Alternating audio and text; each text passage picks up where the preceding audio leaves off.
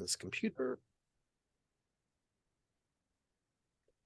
Okay, ladies and gentlemen, welcome. So today I wanted to have a conversation with Julius Bamuturaki because he and I have been having these conversations via WhatsApp and text messages about literature and other topics.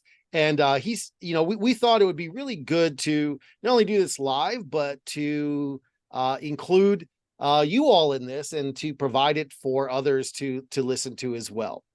So let me introduce him to you.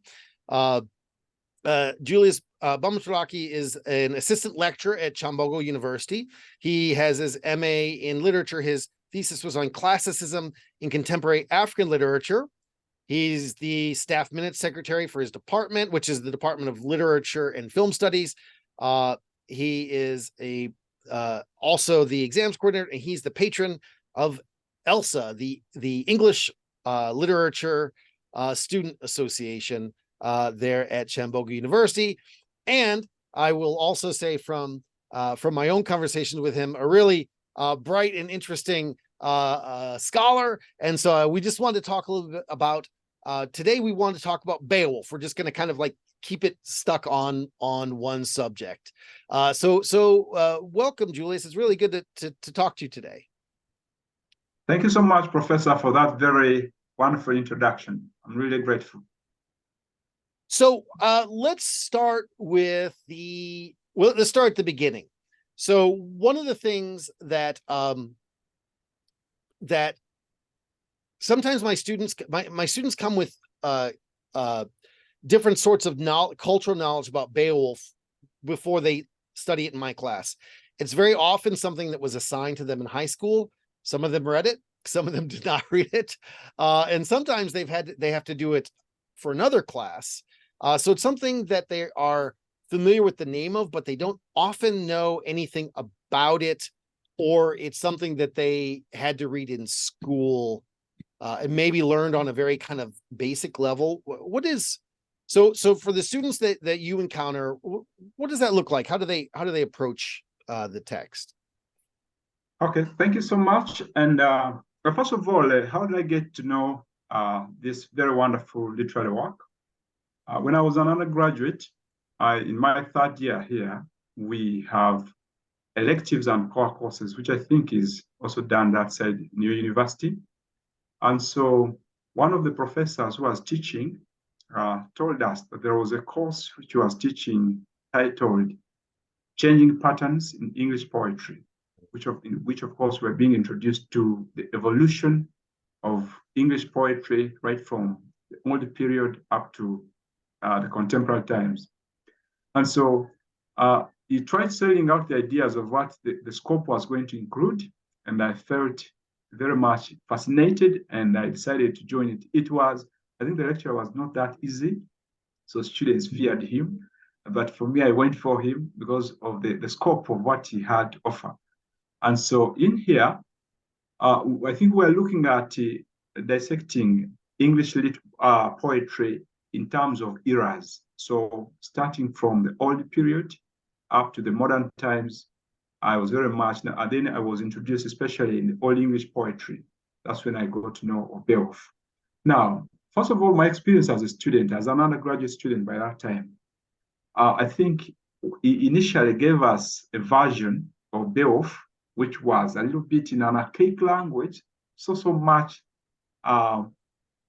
detached from the sort of English language we were very much accustomed to. It was very hard for us to read as undergraduates.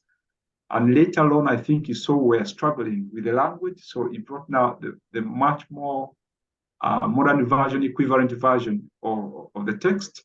And then that's when we got the stories. But from the experience, first of all, I had, I think the sort of story looked a little bit mysterious, although there were also semblances with some of the oral pieces we were familiar with, especially the aspect of valor, where someone sacrifices their dear lives to save an entire humanity and civilization. And so there were those semblances. And I know I was very much fascinated by the sort of parallelism, for example, with the ancient English society, with actually our African oral traditions in terms of, for example, heroes, in terms of the sacrifices they make, and in terms of, for example, the deeds they really have to make and how we celebrate them, especially when we lose them. So at my level, it was a mixture. Initially hard, but later on, as the course progressed, I got to understand. Now, when when I finally was retained here as a teaching assistant, I was initially making tutorials. So like I would teach alongside the main course instructor. So I was sort of like an understudy, was being prepared into future university teaching and research. So I was a TA. I'm sure you have TAs that side, teaching assistant. So in my small group discussions with the students, I noticed that the text itself a little bit tougher in terms of the language. And so my job as a teaching assistant was to make sure I somehow make these seemingly complex ideas about the text a little bit easier for them. And as time went on, I think they understood. Now, finally, when I got the Master of Arts in Literature degree, then I was assigned to teach now as a main instructor. So I didn't have to teach as an understudy. I had already been mentored, and so I could take on courses on my own as main guy. And I think, first of all, from my own experience, assuming that the course was really, looking at the text as being a little bit tougher, so I was prepared to see how easy, in the most simplest way, to present it to the students so that they get attracted. And for my case, I was a little bit astonished because I saw a big number of around 60 students actually offered to come and do my course, even when the course seemed to be a little bit difficult. During my time, only 5 of us managed to brave come and do this seemingly very tough course. So students came, and I think I had already prepared going through that experience as a teaching assistant and also as a student. I had to dissect these ideas, making it sure that the students would find it a little bit simpler, although seemingly hard. So the initial reading normally is not easier for the students. Some of them will first probably look for a synopsis somewhere. Maybe they go to Wikipedia, maybe they watch a YouTube channel, and then after, when they get the story itself becomes very interesting. So it becomes like a story of adventure, of warfare, heroism, and so that sort of like brings them back now to get engaged. So it was a mixture of initially hard, and then later on getting very much absorbed in the story. But I think they agree that it's one of the best stories ever written in English language. So, I'm curious, other than your fine teaching and your reputation as an instructor, what do you think drew the students to your class in that case? What did they expect to find? Yeah, I think I've taken them for initially as a teaching assistant. First of all, my personality, I'm very approachable, so the students always find it much easier to study my courses. But then the other part is that after getting a synopsis of what Beowulf was and some of the other texts, they realized they were very much fascinated by the parallelism between the stories, especially the Gitish heroic code, where you have those sacrifices, like where you have to avenge for enemies, like sort of like revenge. You engage in 2 acts of vengeance against enemies, remain loyal to your king, sacrifice to save your kinship, and so on and so forth. So they could easily find themselves into the story, sort of like the story mirrors and alludes to the wide African oral traditions that we have, actual folklore, the oral pieces in there, how Beowulf, for example, moves all the way from Gitland to Denmark to save a certain generation. Those have semblances in our elements of oral tradition. So they were very much fascinated by this parallelism. Europe, especially medieval Europe, Old English Europe, and then African oral tradition. So they were very much intrigued by that parallelism. I think that's, in my view, that's what drove most of them to be part of the class. Yeah, I think it's really interesting what they have coming into it. And So we're kind of weirdly, the two of us, and particularly not just us as people, but our student bodies, are both have almost the exact same kind of remove, where we're both equally distant in time from this. And not only is this for us set in a different country on a different continent than we live in, but on top of that, it's kind of linguistically from a people that the reason we share their language is this kind of colonial past that we have. And my particular students tend to be their ethnic backgrounds also tend to be people who, even if they were wouldn't be English, right? So we have the same kind of remove. But what I find actually curious for my students is they actually find the loyalty to the king issue, from the American perspective. Americans don't have a lot of respect for monarchy at all, right? That's the kind of cultural setting. And so I have to explain to them often that it's virtuous in this context to be loyal to your king, which to them, they've kind of grown up with a couple centuries of history of like, who cares about kings? They stink, we don't like them, or whatever. And so that for them is extremely alien. The idea of the hero sacrificing himself, they also have, but they get it less out of folklore, though we do have it in folklore, and they get it more from the area I live in is a very Christian area.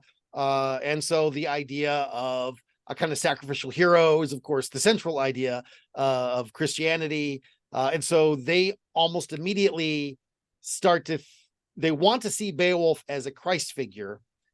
And the fact that he isn't always entirely virtuous and he isn't always entirely Christ-like, they find off-putting in some way. They don't have this category of the hero who boasts and then does what he promises to do. They kind of have to have that set for them as, well, this is the kind of cultural expectations. Are there cultural expectations that you have to explain to the students when they're reading it, or do you think they pretty much get the cultural things because of that, which is parallel? Yeah, I think here, unlike us here, because we have a traditional background, and so that's why the folklore in the text becomes an aspect that intrigues them and fascinates them. I don't think they come to read it with the culture expectations. The only thing, they become a little bit sort of like awestruck by the parallelism with some of those cultural and ethical attributes, especially regard, because we also have, unlike us now, for us, we are not a mainstream Republican most African countries. I think democracy for us is just a new thing. Maybe colonialism, like you mentioned, and then, of course, aspects of globalization. But traditionally, we lived under a monarchical system, under chiefdoms and kingdoms. And that's why the other time we were chatting about Uganda and Uganda language, and so on and so forth. So they do not come with expectations in this text. They only become awestruck by the cultural parallelism, especially the ethical codes, the royalty, the aristocracy, the sacrifice you give, the acts of valor, and so on and so forth. So unlike you, I think maybe the small aspect of departure here is, unlike in America, where, because I'm also familiar with the T-Pain's Common Sense, there's that catchphrase, for God's sake, let's have a total separation. I understand now where the monarchical hatred probably comes into, but for us, actually, that's our background. We lived through that time. In fact, up to date, even, our cultural institutions are part of the governance structure in Uganda specifically, and I think Africa generally. So the students did not show to me that they had cultural expectations, but I think they only marveled at the cultural semblances between an ancient English story or European Western story and their own contemporary societies. I think that's the only thing I can explain in there. I've had a couple of students, and I'm what I'm about to describe is not the average student, but some students who are really kind of near the top, who you mentioned globalization, and one of the points I make to my students often is that although Beowulf is the only surviving long poem in Old English. We've got a lot of short poems, but it's the only surviving long poem, the only that's the length of a saga. Beowulf is not English. No, the Danes are not English. No one goes to England. No one mentions England. No one mentions a single English person. And you mentioned this idea of globalization, and I've had some of the more precocious students kind of make this argument that Beowulf is not just a kind of a work of literature that has sort of started off and then became adopted globally, like Hamlet, for example, but is one that kind of already started off as a to use a term that they wouldn't have used at that time, but an international global story where, well, I'm an English speaker and I'm writing to my English audience, but all the characters are going to be from somewhere else. All the heroes are going to be from somewhere else. The villains are going to be from somewhere else. But we're going to relate to that story. Do you, and so I find that actually the more my students study it, the less alien it becomes. And it sounds to me like your students are having a similar experience. Is that right? Yeah, that's very correct. Yeah. Actually, like I mentioned earlier, they come, I think, what literature, the way we teach literature here, first of all, it's a language, English language. Our literature normally we specify, we have literature in English, which is, of course, the literature of the Shakespeare, the Fitzgerald, Scott Gerald, and the literature that the canonical literary works. So what they do is, what has always intrigued us, for example, as Africans and as Ugandans, is how a story written in the US, for instance, many years ago, by different people, different contexts, can be able to resonate with contemporary young people. That has always been a marvel, and that's why literature is very much respected in Africa, for example. Now, I think, like you mentioned, the sort of like marvel at this resemblance, maybe that these questions of nationalities, sometimes even race, that those probably are creations, maybe they are artificial, because at the end of the day, the way of life seems to be global. So you have an old English tradition where you have a king who has so many exploits, and then there are some, there are some monsters coming. A monster now for us, we do not have monsters here, but a monster could be anything. It could be maybe an illness, it could be an invasion, and then someone stands up and offers to fight it for the sake of humanity. So the students always marvel at that global appeal of the sort of message that a text like Beowulf espouses in there. So, you mentioned heroes, and I have to say that for my students, we'll talk about the monsters in a bit. So, but my students really struggle with the idea of Beowulf as a hero. I mean, they get that he does great exploits, but they've got kind of two main examples. One is the kind of cultural example of the hero who sacrifices himself, but that hero is typically very humble when he sacrifices himself. He's not boastful like Beowulf is, which is Beowulf does as normal for this kind of Northern Germanic saga, right? But they're not so familiar with that. And those who are familiar with literature, they tend to focus on classical heroes from the Mediterranean. So they're interested in Odysseus and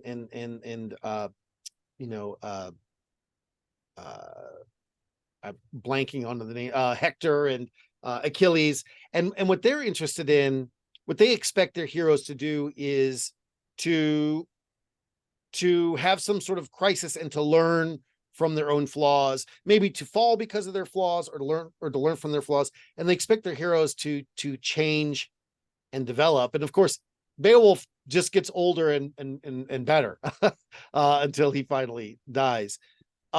What is the cultural expectation that your students bring to heroism? And I want to throw in a question that I didn't warn you I was going to ask you, but it just dawns on me. So, we're talking like Uganda is just one culture, right? But you've mentioned many times there's a bunch of different traditions. And also within that, do you see students who come out of different cultural traditions in Uganda having different ideas about heroism? Yeah, thank you. Because I also find that sharp contrast between, for example, the classical heroes like you mentioned, Odysseus. You also talked about Hector, Achilles, others I think like Aeneas, Yes. And so many other heroes that you mentioned. But I think if I was to compare and contrast these heroes, especially in the Greco-Roman world, for example, and then you compare them, for example, with Beowulf, I think Beowulf resonates much more to the African context than the previous heroes mentioned, the Greco-Roman world, the heroes of the Greco-Roman world. Also, I think heroes, there's no standard definition of a hero, even in the African context, because societies were arranged differently. For Uganda's case, for instance, our history is very much dominated by two great kingdoms. And that was Buganda Kingdom and Bunyoro Kitara Kingdom. So most of the heroes in there, those are the traditional heroes, come from those two. And up to date, by the way, those are still the most influential kingdoms or cultural institutions that we have in the country. But what I think I see is that most of our traditional heroes here in Uganda, I think they take the path of Beowulf and not, for example, Odysseus. Although, of course, there are instances where some of them actually, it's also dependent on the organization, the cultural organization of a given society. There were societies in Africa, for example, in Uganda's case, that were militarily stronger than the other one. And so those ones that were militarily stronger would invade those which were militarily weak. And so they would take over, they would conquer and then take over, and so on and so forth. So I find much of the heroism in the Beowulf much more relevant than African oral tradition than, for example, the heroism in the Odyssey, the Iliad, the Aeneid, and so on and so forth. So I think that's what I see. I think if I asked my students to tell me which of the epics, for example, do they really find a resonance to them, I would think they would take Beowulf and not, I think, the Iliad and the Odyssey and the other Roman epics. Are there particular African epics that they would associate it with, or more on the level of folk tales? Yeah. I think we are not so much into epics. Probably, I think the West Africans have written some epics. Yeah. I'm not so much private to them. I don't think I've read them much. Mm-hmm. But we have a very rich oral tradition, and our oral literature and folklore is great. And like I mentioned, that most of the heroes seem to have the same character attributes that you have with Beowulf. I think the Beowulf is sort of like an African hero as well. So it's not only all English, but also be Ugandan. And so I really see a lot of Uganda, a lot of African Beowulf than in the Odyssey or the Iliad or the Aeneid, and so on and so forth. So, it's funny you should make that connection because back in 2000, I'm going to say 2007, that might not be the right year, but near around there, an American independent director named Scott Wagner, he wanted to raise money for the American Cancer Society or American Cancer Association, anyway, for charity. And so he put together a no budget film. Actually, your department might be interested in this. A no budget film. The rule was it wasn't a micro budget. It wasn't a small budget. They would take no money. Everything had to be donated. All the labor had to be donated. All the, every actor, every piece of set, everything was donated. The rule was they would do it for $0.00. They were going to make a movie. And that way, all the proceeds from the movie, everything they made was going to go to charity, 100%. And so whenever people wanted to donate money, they'd say, no, you have to donate something. You have to get involved. And the film, and they decided to make a film about Beowulf, which they called Beowulf, Prince of the Geats. And Wagner told me the story of he was, I think, at a theatrical production, and he saw an actor, and he said, that's my Beowulf. But he had a problem, which is are you familiar with this film at all? He had a problem. The problem was the actor was of West African descent. Was black, and he's supposed to be a Geat, right? So this doesn't make sense. And so he worked, and so he thought about it, and he really wanted this actor, and he wanted to keep the as much as possible faithful to the ideas of Beowulf. And so what he decided was, well, what if Beowulf's father was a traveler from West Africa? And when he was talking to me about this, he found these real kind of, I can't quote him exactly because this is a conversation I had like 10 years ago. But he said something along the lines of what you said, which is that the kind of heroism of Beowulf in this story seemed more to him like the kind of heroism in the West African epics. And so it seemed to him that rather than sort of violating the spirit of it, really kind of brought out these other elements of it. Yeah. So this idea, I know your department is of literature and film studies, the idea of a zero budget film, not a micro, but a zero budget film might be fascinating to your students. I should try to get a hold of a DVD copy for you. I'll ask Wagner if he'll do that. Okay, so I want to be respectful of your time, but there's one topic we really want to talk about for sure, and that is the topic of monsters. And you kind of already brought it up. And so, my students they're familiar with monsters, right? Monsters are, a normal part of literature and storytelling at every level. But one thing, and they're also used to monsters representing something or symbolizing something.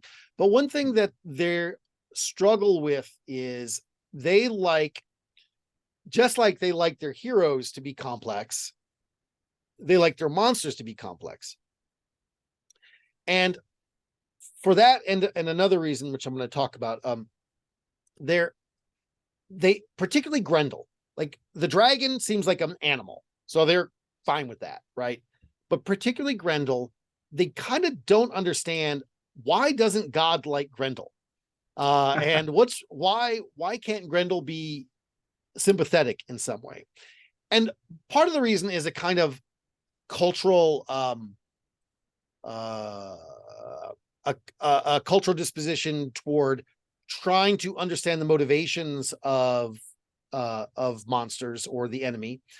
And the other one is, frankly, a book that is often paired in high school. And the book is called Grendel by the author John Gardner, which tells the story of Beowulf from Grendel's perspective. Now, if people here aren't familiar with it, when you read it from Grendel's perspective, you really are supposed to, it's like Lolita being told from Humbert's perspective. You're actually not supposed to say, oh, he's a good guy. You're supposed to understand, no, actually, he really is monstrous, but we see it from his monstrousness from his perspective. You know, I think it's a little young when these students are 17 years old to read Grendel. They often don't understand that he is still a monster and that they're not supposed to, in the end, sympathize with him.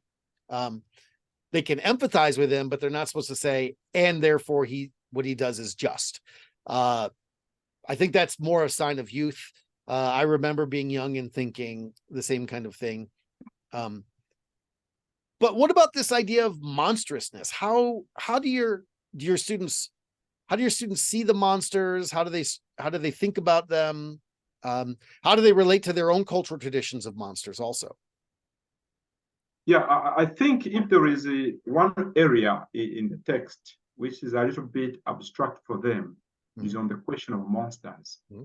Because in our cultural setup, monsters are sort of like fairies. They are creations. So they're sort of like fictitious. And I think monsters in the African oral tradition was to inculcate a sense of like fear, order, and decorum.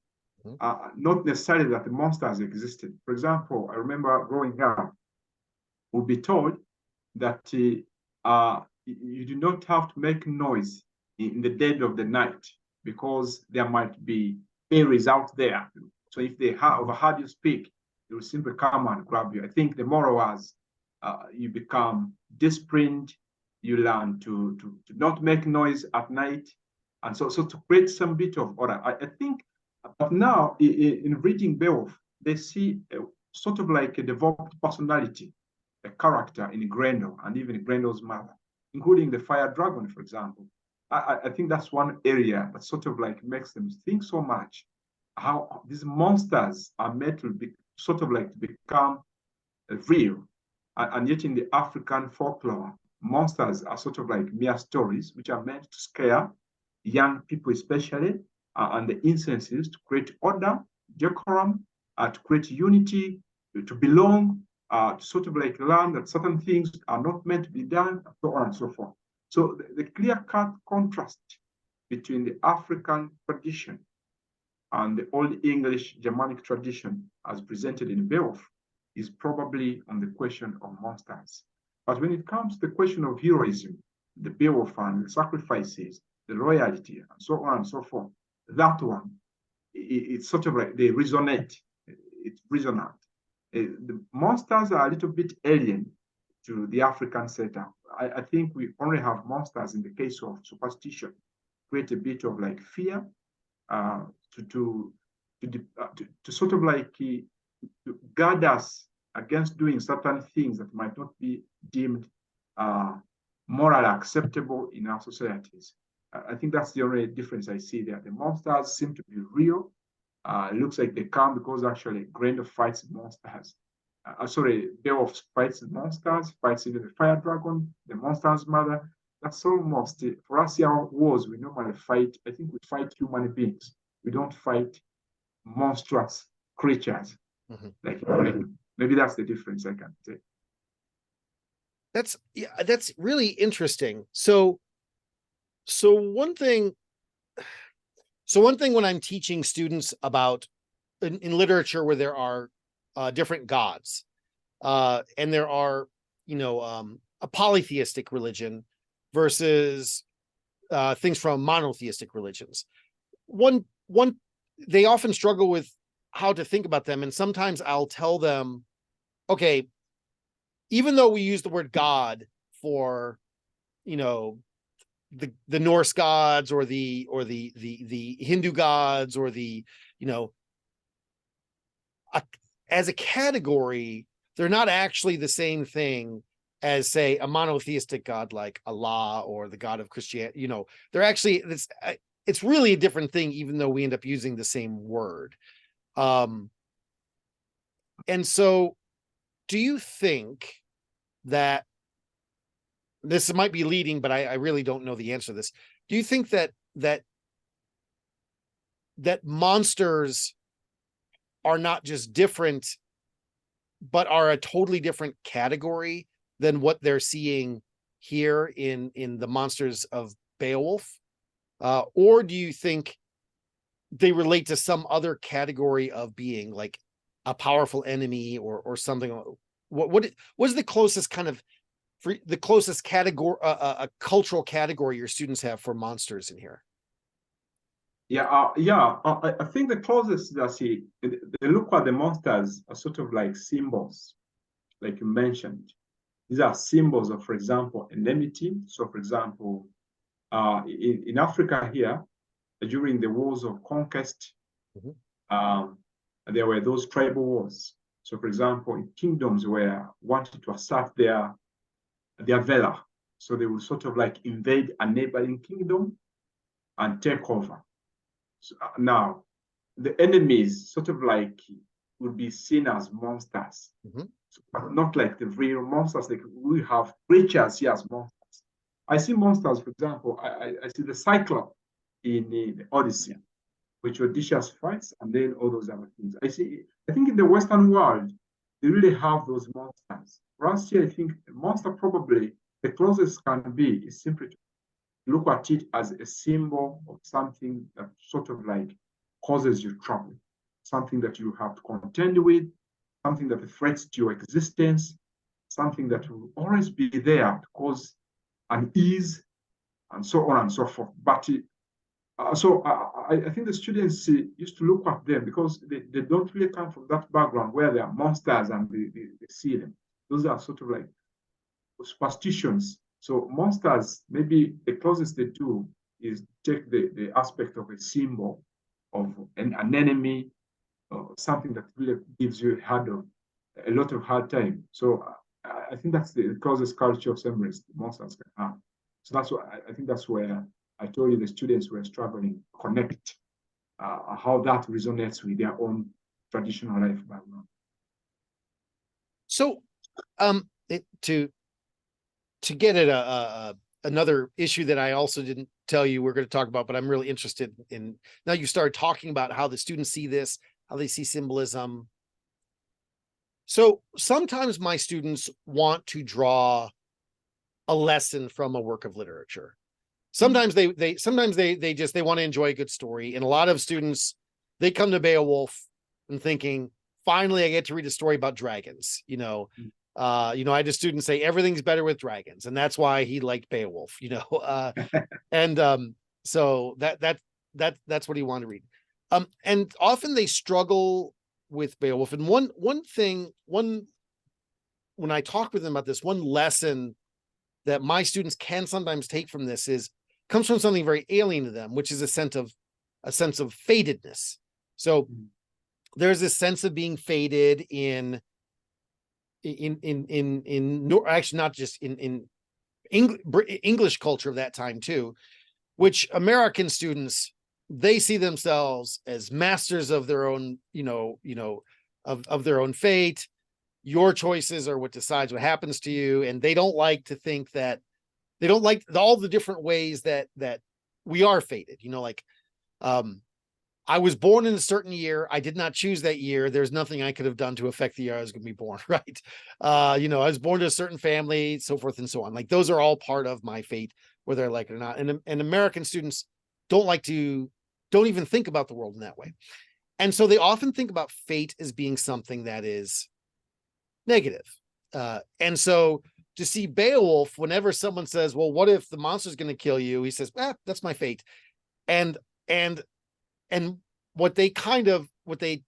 think the one lesson that those who want to take a lesson from it can kind of get from that is, well, if I am fated, I know I'm going to die. I am fated to die. I just don't know how. So how should I behave between now and then?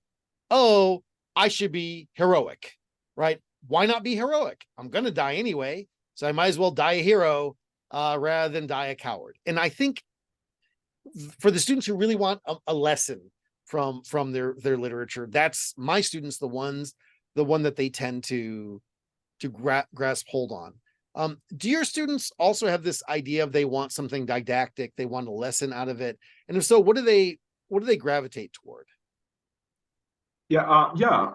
Students normally look at the lessons they get from a text. And I think this text has much, it's more relevant to their experiences. For example, because given their traditional background or cultural backgrounds of kingships, chiefdoms, and so on and so forth. So they sort of like get intrigued and fascinated by how Beowulf, for example, offers himself as a sacrificial lamb for the sake of humanity. And I think our previous traditional leaders here, like the Kabaka Mwanga, you have for Buganda Kingdom, for instance, then you have Kabalega of Bunyoro Kingdom. All those people decided to fight colonialism just for the sake of their humanity. And up to now, we celebrate them as heroes. And that's why they are very much revered. And that's why those cultural institutions up to now still survive. And we held them in a very high esteem. Then, of course, aspects to do with royalty to king and kingship, irrespective of what is going to happen. Again, that's an African view, or a Ugandan view in this case. And of course, also, when you have to avenge anybody did subjected to you by an enemy, where you simply don't have to surrender. So we have a very terrible situation where, for example, there was colonialism. Initially, I think Africans didn't bother so much. Africans, I think, in my view, we don't seem to over question. I think naturally the African concept is one of hospitality, to give someone the benefit of doubt. So colonialists came to Africa, of course, under different forums. Of course, initially I think there was as Christian missionaries. I think initially as explorers, then Christian missionaries, and finally as imperialists. And then before Africans knew it, they were already under some bit of alien oppression and so on and so forth. So and of course now we talk about independence, we talk about human rights, we talk about democracy, but Africans had to fight for those things. I think that's sort of like created in us the idea that you simply don't leave things to chance. So if someone presents themselves to you as enemies, you simply don't back off. You offer some bit of resistance and you fight. So the fight, for example, what the exploits that Beowulf does in this great epic is, I think most of those things have been done in Africa, where he offers himself to fight. First of all, the monster, Grendel, and then Grendel's mother, and then, of course, the fire dragon, in the bid to protect humanity. So they look at, for example, those exploits. For example, I think they will say Beowulf is fighting a just cause. He is fighting for humanity. So Grendel's mother, and the fire dragon, those are enemies that should not be listened to. No matter how fatal it is, you simply should fight them, whether you die or not. So the aspect of fate here, I think in the African view, I think tailors towards Beowulf. It looks like as long as it is going to save humanity, then it's worth undertaking, no matter how fatal it is. I think that's a great place to end up here. So Julius Bamuturaki, thank you so much for joining me today. And I'm once we get this up, I think I'm gonna make sure that our friend Scott Wagner of Beowulf, Prince of the Geats hears about this, because I think he'll be fascinated by it as well. So thank you very much for your time. Thank you so much, Professor. I really appreciate it. Thank you.